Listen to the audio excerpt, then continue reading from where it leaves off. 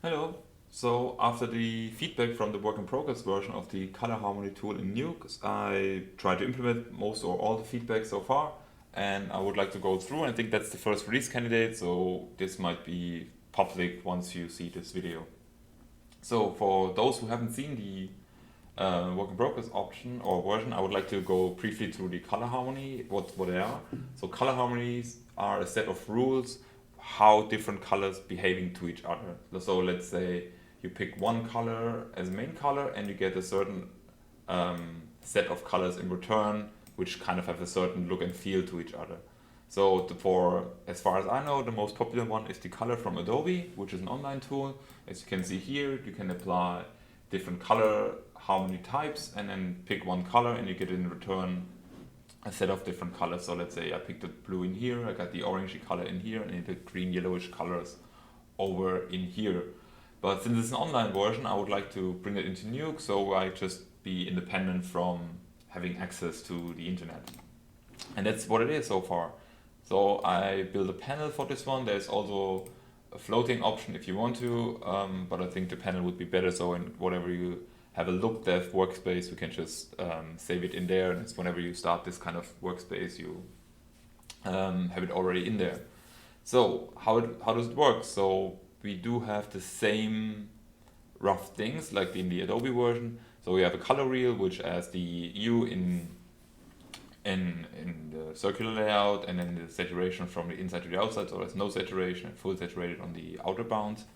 And since everything is HSV, so this is the hue in saturation and the value is over here. And as you can see, you get a preview of the pick color down here. If you go below a certain threshold, this should be switching colors to a brighter option so you can still see them. And I just get one set of colors since I don't have any rule applied yet. So this is just a primary color. If I do so, and I have in this case, I have a 5-color preview, I can just change them on the fly, see how they look like, change the value of course as well, and get a preview over here. Then I can say I'm happy with this primary color. I would like to see how it behaves in a different set of harmonies. So I can just do so by clicking, let's say here to complementary, dyad, split complementary. So I can just toggle the different harmony types with the same primary color and see how it behaves. In any case, you can see you get quite a different feeling on how contrasty, how vibrant they are in combination with each other. So let's say I'm actually happy with this one. I would like to save that and just try to have another play with another set of colors. I can add them to the store. So the store is over here, which is just saving this kind of selection and values as in this item, and you can see you get a preview as well of the item. So I can just move on, do another one, add them to the stores here, and some more. And then if I don't like it anymore, I can also just remove it or just with the delete key on the keyboard. And as you might guess, the randomize button does exactly that. So it randomizes in different parameters. One of them is the actual harmony, and then in addition the hue, saturation, and the value. So I have 4 randomizing attributes. So if I click this one, as you can see, you got quite a different set of colors provided each time, since every parameter is randomizing. So in this case, I can, or by doing so, I can create quite a lot of different color sets real quickly, which I don't have to even in my head up front. So it's literally just going quickly through. So what do I do with this one? I have, because that's just a preview, so I don't have any data right now in my stream in Nuke or can just provide it somewhere else. I have 3 options to export these data. So one of them is a Nuke file, which I can show real briefly. So I can do this text export here and just save this, yes. And once I get that back in here, I get all those colors in Nuke nodes as well. So this is more like for sharing or to save it on disk without having to import into Nuke and then save as and then share it. You can just directly share that. Another one is the copy to clipboard, which I just did. So let me just get rid of that. And it feels like, it looks like this. That's the RGB for the first step. And then you got separation in here. And then you got RGB, RGB, RGB. So for the whole thing. And then each row is one set of colors. So this is quite a lot, and not sure if it's useful, but I thought, okay, maybe just keep it there. And then another one is export CSV, which is exactly this format dumped into a CSV. You can use it somewhere else without not being Nuke, so we can just try to change it in from application to application. But of course, most habits would be to import into Nuke, so I can just import this one. So, and now I have all these kind of the store items I have in Nuke. And if I look at this, and I can double click on those get restored. So whenever I want to check something, I can restore them. And now they look a little different, as you can see. So, but that's do raw coloring. So I have this down here. Oops. Yes. And then if I turn on the postage stamp, so postage stamp harmony preview in the tool itself and in the viewer is the same. So that would be the basic thing, is how to import into Nuke. Then there were some requests to import this or to live link the whole thing. I mean, I think the idea is quite nice, so that you can just edit it on the fly. So let's say I have this one in here. Let me just bring this one as well, so it looks like this. I can double click in here, and then with the live link, you get a really subtle overlay in the back, or like changing of background colors. And now I can, whoops, why they are not live linking? Because I just selected the color space, I should select the group node. And then, as you can see, everything changes accordingly live with my adjusting on the color harmony tool itself. So I can even start changing the different harmony types. But once they have like 5 colors in here, I can just change 3 of them, but then the other 2 are sticking in case of dried in squares as well. So I still have the remaining one as they are. One thing I haven't really figured out is that the postage stamp does not update on the group node, even if I turn it on and off, or if I cycle or refresh. It just doesn't matter. It just sticks like this. So if I just have another tool behind, in this case the color space node, and enable the postage stamp, this is fine. So if I disable the live link again, so it's just changing on the tool, doing the same thing on this one again, enable, I can update accordingly as I want to have it, and then just changing the overall colors to match each other. So that's the live link. And so you have the export option in here, you have the import option here, the live linking itself. You can feel free to have a play with this one. But of course, right now, this doesn't feel like a proper, what do I do with this kind of thing? Because right now we just have the bars inside Nuke. So my general idea is to combine this with another tool of mine, but let's just bring in,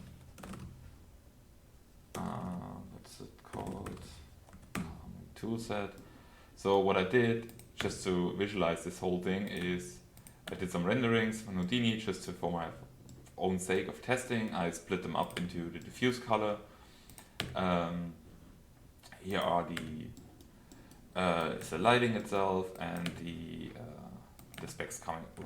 The specs coming back on top. So roughly the idea. So what I did is to just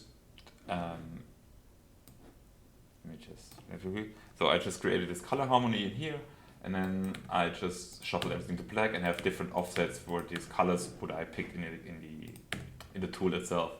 And now I would like to have previews on if I change color on each item, so I have a rendering which I can recolor and just see how they're behaving with each other. So this is how it looks like. So now if I enable the live link in here, I can have a preview on different harmony types in the rendering itself. So whatever you have rendered and not sure how to color it for your soup or for whoever you work for, you can have a preview by yourself. So this would be the option, I think the more useful option, to have a live link enabled and for this kind of color harmony tool. So if I disable this one, fine, then I can just play around, but it doesn't really matter. What I did here, so this can actually be gone. There's no change there, but if I combine this tool with another tool, which is called Wedge Shop, or I called it back then, and let me show you what I have in mind to combine. Because right now you're sticking to one color and you have to render it out, so I would like to have a more variety of image to look at and then just go from there. So I have the U rotation in here. If I just bring that into the wedge shop and say I want to have wedges from -20 to 20 and let's say 10 of them to get a preview over here, then I would say, because I would just not the U, I would also like to have the value adjusted. So let's say from 0.5 to 1.5, let's say 5 on top of that. And if I really want to, I can say the saturation as well, which then may be from point, same here, and let's say 3 over there. And you get quite a lot of different wedges in here already. So if I, let me bring that in, it looks kind of odd. Damn it. But yeah, okay, that's just the layout. What's about to happen is that I can create wedges based on those parameters with against each other. So let me just bring that in. So I have a placeholder in here. Default. I need all the metadata. We will see that. And let's say I want to post create a contact sheet. So what happens now is just he takes the re-rotation and combines one set of the U-rotation with all the other combinations of this one, and then for the next U-rotation combines the same for the other one and another one. So it's getting quite a lot of different combinations, as you can see here. This is one combination, another one, another one, another one. As you can see, it's rendering quite a bit. So, but it gives you a brief overview without having to adjust the color harmonies itself. So that's the idea on how to utilize the color harmony tool in the first place, to get a set of colors and then have slight shifts and adjustments for quicker turnarounds on your side. So, and now the contact sheet is created. As you can see here, that's all the files which got rendered. And I'm just hoping that everything works fine. So as you can see here, so we have different color and everything changes from HSV to his one. So of course, this doesn't look like super useful, but if you play this in a sequence, you can easily pick and then say, okay, this actually does work properly, while those might be not so successful, or the ones you were after. And of course, this is kind of like, it's quite a thing, and you have to figure out what's the idea behind. So let's see if that works. Let me try that real quick. So I have this setting, and then that is too different. Let's say, okay, that's what I had in mind. Yes.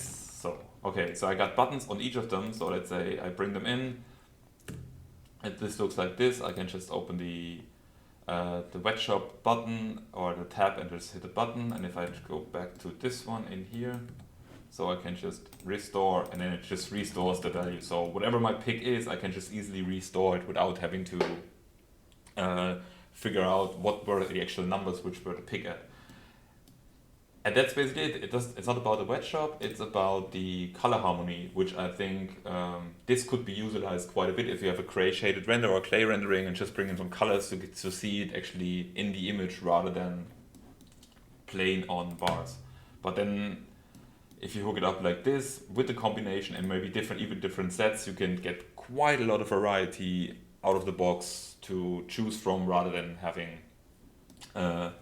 different single renders, one off by artists. So, and now I can just check this, how they look like, and it might be easy to spot that this looks maybe not as nice as, or not as vibrant as this one. But that's the idea, basically, what I had in mind. So thanks for listening, and see you next time.